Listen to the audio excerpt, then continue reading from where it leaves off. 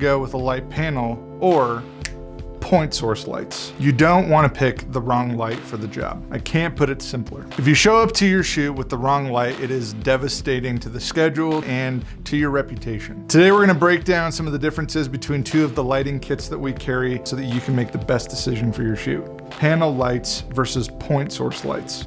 Point source lights are highly customizable and can achieve a wide range of effects. If you need a light that you can attach modifiers to, like a softbox, a grid, or a spotlight reflector. If you need a light to light a large space, like say you're shooting an event, you need a light that's going to be able to hit the stage from the crowd, you should go with a point source light. The cons of a point source light: it takes a while to set up and even longer to dial in. And the last thing that you want on set is to immediately be behind schedule because you didn't plan ahead. So just bear that in mind if you're gonna go with a point source light. Yes, you are getting a lot of flexibility, but it's gonna take a little bit longer to set up.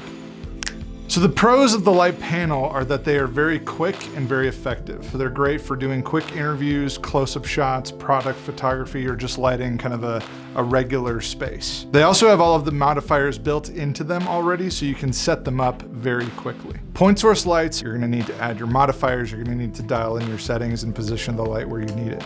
With the light panel, you just kind of put it on the stand, plug it in, set it up, and go.